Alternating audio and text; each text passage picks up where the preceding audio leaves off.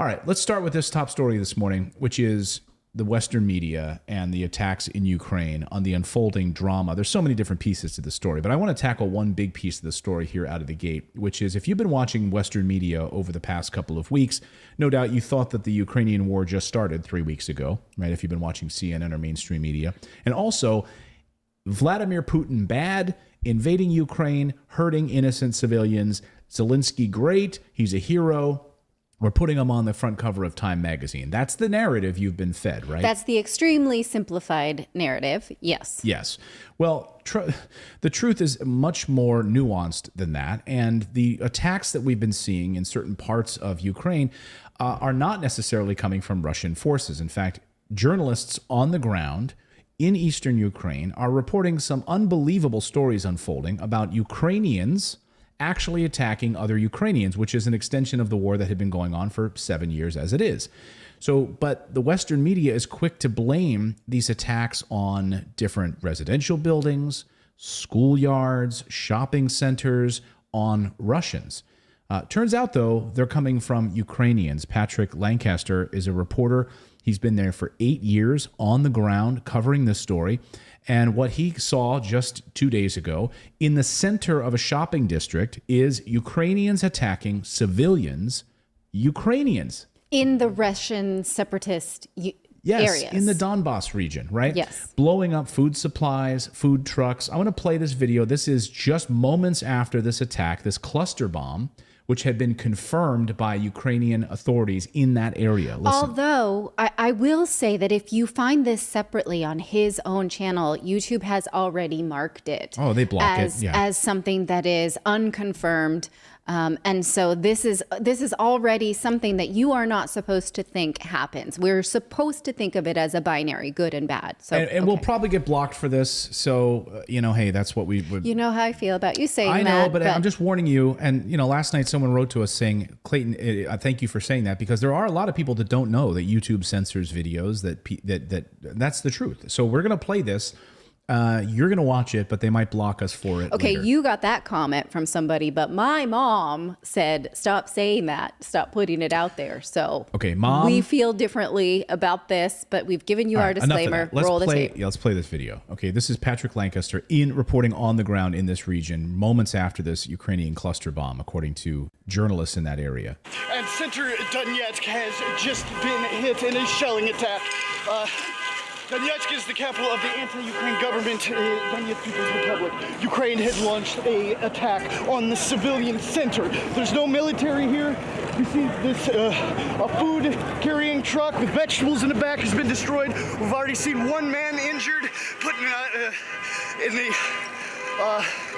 the ambulance bloody. Here's another civilian car hit. You see the ambulance? And all of these stores have been destroyed. These are civilians.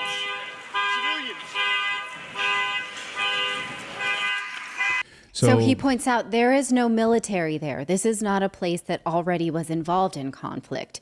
This is a place that has been pro-Russia for many years, and Russian troops moved in and have claimed it for themselves. So why would there be fighting still there? Because Ukraine is trying to reclaim it? Well, so, he went on further. Well, yes, of course, or also push those individuals out. We showed you that graph the other day of how many of the Ukrainian refugees have been leaving Ukraine and fleeing. And where were they going? A lot of them were going to Poland, right? Hundreds of thousands of them, though, were going to Russia. This is a story you're not going to hear in the mainstream media. They don't want to talk about that piece of it. So many of these ethnic Russians are saying, wait a second, I don't want to be a part of Ukraine that's being attacked for the past 8 years. That's not what I want. So he then, in this video, I don't want to play all of it because we'll get flagged even more, because there's a lot of bloody video in this and there's a lot of people injured in this video. And so just for that reason alone, YouTube will block it or put it under a sensitive comments ban. But there are interviews with Ukrainians that were attacked in this, and he asks them, and he goes up to their windows and talks to them and talks to the old ladies and asks them specifically, what happened here? What's going on? To which this woman says, let me pull up the other quote here. He says, "What do you want from me? Can you tell me what happened here?" he asks. What happened? Ukrainians destroyed everything to write off everything on the Russians. That's what happened. Do you understand it? The bastards left. They smashed and they plundered everything, she says. The Ukrainian army left and shoot? Yes. When the Ukrainian troops retreated, they smashed everything. They broke my door, so I have to sleep with the door open. Do you understand? It's cold. The radiators are cold. There's no gas, no electricity, no water, no heat. Like, that's just a sampling. That's just a small sampling. He goes on to explain, he was interviewed about this, why exactly this is happening and how the Western media is couching all of this. Ukrainian Tochka-U, or as NATO calls it, Scarab missile for the vast majority of the last 8-year war that's been going on here. That's what a lot of people don't understand in the West. This war hasn't been just going on for the last couple of weeks.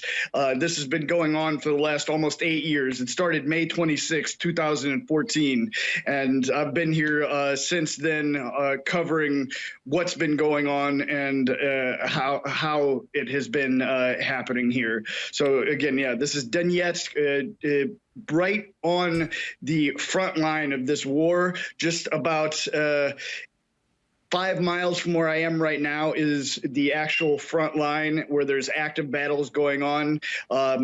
Just about 40 minutes ago, there was another rocket attack on the suburbs of Donetsk, an area called Makivka. A Ukrainian rocket came down on a civilian area. Now, this is the second day in a row. Yesterday, just about 200 meters from where I'm sitting right now, a Ukrainian Tochka-U, or as NATO calls it, Scarab missile, a cluster bomb, which is basically a war crime, came down on a civilian area here in the center of Donetsk, just 200 meters from where I'm sitting right now. And I went there immediately as soon as I heard the explosion, and it was just carnage on the streets. I personally saw 10 civilians lose their life, and the official number is that there was 26 killed and over 50 injured in this attack on the center of Donetsk. And there's no... Well, what did we think would happen when we're arming Ukraine? They're not asking for only defensive weapons. They are also asking for offensive weapons. Now, just this morning, or maybe late last night, Putin says he is willing to put in place a no-fly zone over those separatist regions. Right. So what does that mean? That means he considers it Russian now, and he thinks so this indicates that he believes that Ukraine is actively attacking those places, and he's ready to enforce it. So the West for years. Right. This is the story that hasn't been reported for 8 years. I mean, he's been there covering this war for 8 years. We've showed you the horrific video a few weeks ago. I don't think you were here that day, but awful video of this war that had been unfolding in this region, Ukrainians attacking these ethnic Russians in this region. Now, this is not any kind of Putin apologist. That's what you must understand, is that this is part of the story that we're bringing you this morning is something you're just not hearing. You're not getting the other side of the story. Yes, Putin has invaded. He has killed people. It's awful. It's costing him many Russian lives. That has happened. He is an aggressor, yes. But the other side of the story needs to be reported, and this is the other side of the story. This is the equivalent of like if Mexico had, like, northern Mexico was like a bunch of ex-U.S. people, right? They were Americans, but they lived in the northern part of Mexico. And like a separatist region. Yeah. And southern Mexico was bombing them.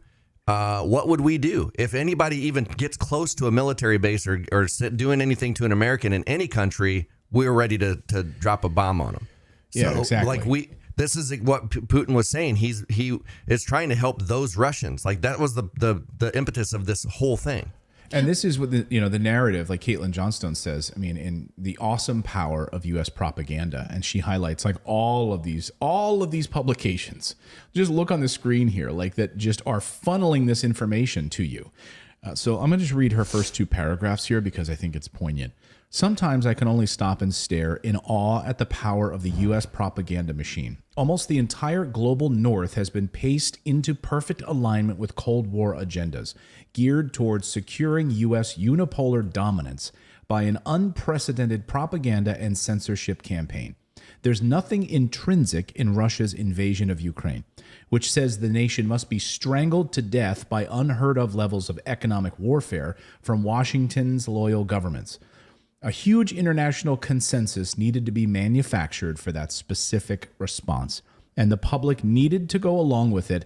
Just absolutely incredible, she says. I mean, she talked about, like securing all of the global narratives via Silicon Valley, Hollywood, news outlets, everything. I'm sure everyone watching right now can say that whether you're in your Facebook feeds, when you're watching social media, you're tuning into your 6 o'clock news, how many people, just like show of hands watching right now, drop me a comment. Like, have you experienced this propaganda? I'm sure all of you. Would you say yes or no? I mean, just let me know legitimately.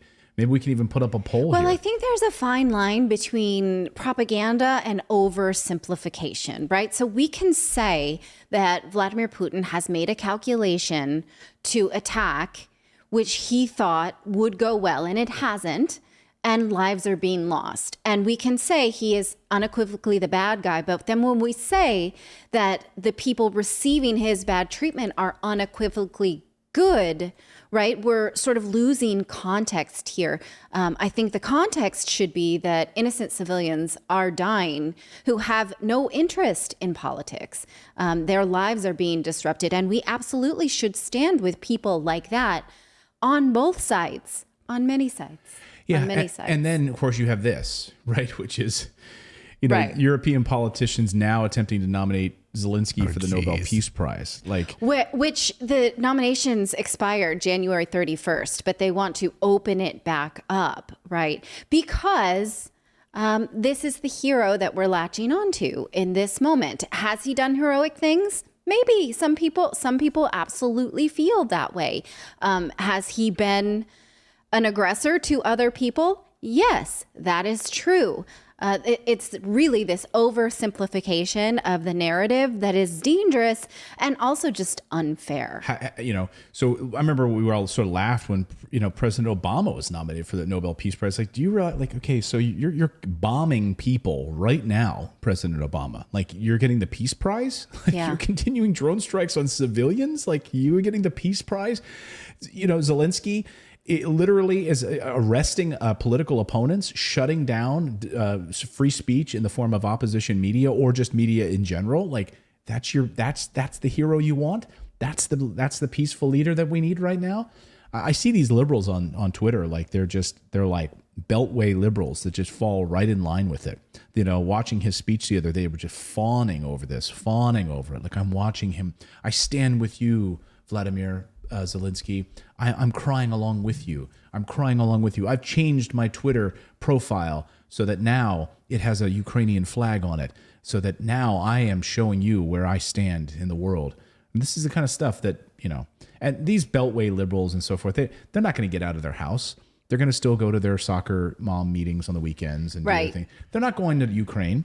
They're not going to see what these journalists are seeing on the front lines. And when you report it, then that's misinformation. That's the big tech will block you and silence you and try to hide it from you. Yes.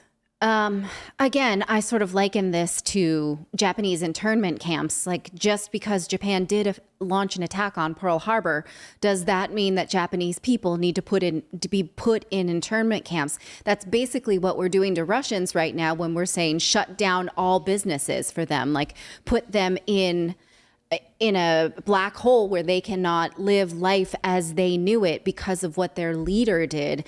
And I'm incredibly troubled by those sentiments online. Even the shaming, like, for instance, Subway sandwich was trending today because they refused to pull out of Russia, which, their sandwiches are made of yoga mats and are disgusting. But at the same time, we need to shame them because they refuse to pull their business out of people who may or may not need the jobs, distributors who may or may not continue to need those jobs. Well, and the Russian part of the people woke- still need to eat. I mean, Yeah. like it's like we're Well, completely nobody like, needs to eat Subway, so well, no, but The fake but, tuna. Yeah, but I mean, if McDonald's isn't there, what else are they gonna do? You know, like. But the thing is, like, people are putting this on. Like, it's I see the sentiment on social media of people being against the Russian people. You know, and it's like these people are no more guilty than we are of what all the atrocities we're doing all over the world. You know, you can't Yes. blame us for that. Well, I I was think even. Natalie. Go ahead, Phil. I was gonna say, I think Natalie really hit the nail on the head when she was saying like the people don't care, and that's really the thing. Like you've got these the I was saying like in the pre-show, like the hegemony is just at war with each other, but they're not the ones paying the price. It's just everyday ordinary people that really don't care. Yeah. I guarantee you, like any of the people in like the Donbass region, they don't care if they're Ukrainian or Russian, where the border is drawn. They just don't want to. They want to be able to eat. They want to be able to raise their families. They want to be able to live a decent life, and that's what most people want. And, Yeah, and do so you think like this woman? Do you think this Yeah. old woman who just wants to sleep at night where her door wasn't kicked in now because she has no heat? Because Well, does anybody know what language she's speaking? Because I do think that there are people who care to continue to speak Russia, even though the Ukrainian government, even though the Ukrainian government has declared it a minority language that should be stamped out in that region. There are people who want to continue to be, the religion there is Orthodox, Christian. It's, I don't know, but Barbara I'm Waite. sorry. I Barbara think Waite in our- those things matter to those people. Absolutely. Barbara Waite in our chat says, guilty. I admit I love the Subway sweet onion chicken teriyaki yoga mat sandwich. Like, hey, I'm actually a hey, big fan Barbara. of their tuna, so I get that. Like my And daughter we know, loves and, Subway. and Philip, watching this show and being a producer on the show, knows that the tuna was found to not be actually tuna, and even still, Philip is eating. We're that going to have to sub. put Well, to- tuna to in. put a clarifier on that, it wasn't that they found it wasn't tuna. It was that it had been processed to the point where they couldn't pull tuna DNA out of it. It is tuna. It's just the processing was like they couldn't find tuna DNA like complete. Okay.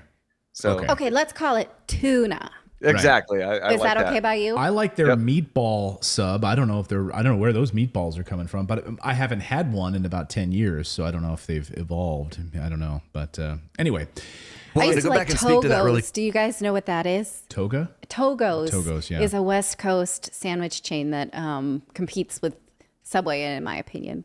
Yeah, go Much ahead. superior. Go ahead, David. Well, I was just gonna say, and to go back to that, I think those people do care because like there's pride in being Russian. You know, there's pride in being like Sure. a lot of people take pride in where they're from. You know, like Right. like I used to being an American, but not so yeah, much but, anymore. But nobody's asking these people like, would you be willing to go through what's happening right now in order to be a part of of Russia, or would you rather just live your daily life? Like I think yes, they care, but ultimately, like in the hierarchy of what's important and what's not important, I don't think very many people would vote for, yeah, I'm willing to go through all of this to have this Russian identity as opposed to a Ukrainian identity. To be a part and to be pulled apart by the politics of a Western imperial move, right? That's exactly what's watching. You know, the only reason you literally attack a food truck, false flag operations here to make it look like Russian aggression, like attacking civilians, and then you have reporters who are smarter than that and realizing and understanding what's actually happening, using the very cluster bombs that they're getting from Western imperial powers. You blow up a bus, you blow up a civilian bus, and you try to pretend that it's Russian, just like you're putting those. We saw the Azov Brigade the other day putting those military batteries on top of residential buildings, on top of kindergartens. Like, for what purpose, right? Just awful, just awful to see people, these poor civilians who are caught in this imperial power struggle. And that's exactly what Caitlin Johnstone is talking about. If you like this content, be sure to subscribe to the channel. Also, we have a membership program. For the price of a cup of coffee once a month, you can support independent journalism just by going to morninginvest.com/join. You get access to exclusive videos, plus the ability to join and chat with us live. We really appreciate your subscription, and you are supporting independent journalism.